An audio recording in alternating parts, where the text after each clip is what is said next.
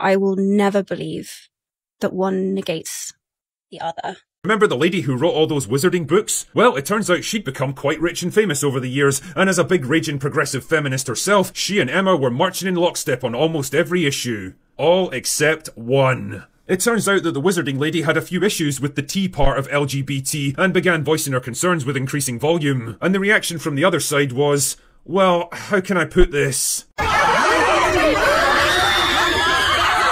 Now Emma was in a bit of a tricky spot because she'd made it her mission in life to support Current Thing, but now the wizarding lady who she owed her entire career and stardom to was openly attacking one of the most sacred parts of Current Thing. What to do? Should she stand firm beside her friend of 20 years and back her up? Should she maintain a dignified silence and refuse to get drawn into a fight that wasn't hers? Or should she turn her back on the wizarding lady, hang her out to dry and make increasingly passive-aggressive attacks against her?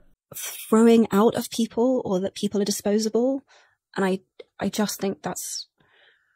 I will always think that's wrong.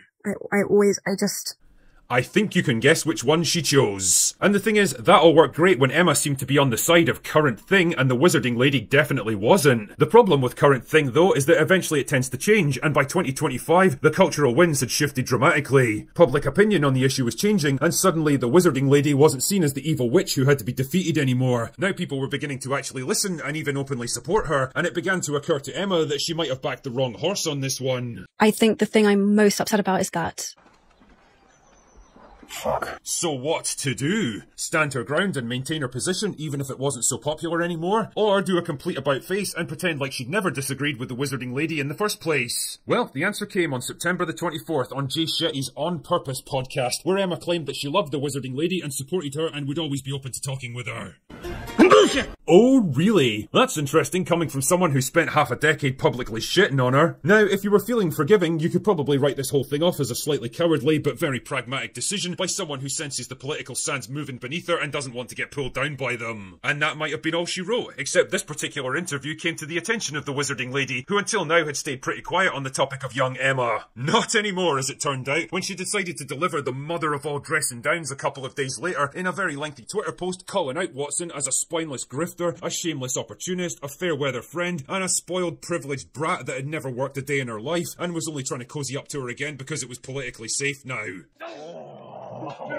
Damn bro, I've seen Mortal Kombat fatalities that were more forgiving than this. I've seen many a debate, many a scathing put-down and brutal rebuttal in my time, but never in all of my days have I witnessed a person publicly dismantled with such brutal finesse. It wasn't just a takedown, it was a full-scale verbal evisceration, and proof that if there's one group of people you really don't want to piss off in the online space, it's fucking writers. Especially billionaire writers with hundreds of millions of fans behind them who built their entire careers out of basically nothing. With that one post, Emma Watson's public persona was transformed from a slightly preachy but relatively respected activist to the living personification of everything that people find so repellent about Hollywood actors. The smug, patronising, I know better than you attitude, the echo chamber mentality that comes from a life of privilege and luxury, the mindlessly predictable conformity masquerading as sophisticated intellectualism, and worst of all, the willingness to abandon any position the moment it becomes unpopular. She wasn't just opinionated and insufferable, she was a coward. And for someone who built their entire brand on fearlessly speaking truth to power, well, that was the most damaging revelation of all.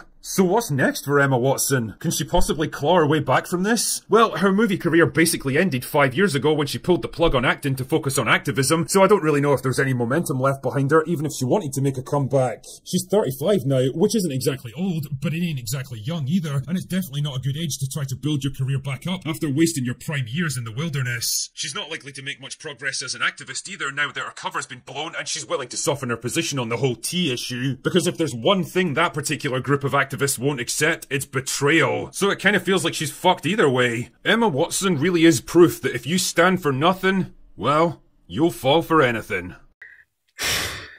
I don't know. So JK Rowling, after years of holding her tongue, years of just letting these brats run around attacking her, has finally shot back. And it is scathing. It is beautiful, and it is clearly written by someone who's made $1 billion plus with her writing skills. I mean, mic drop, Stuber gear.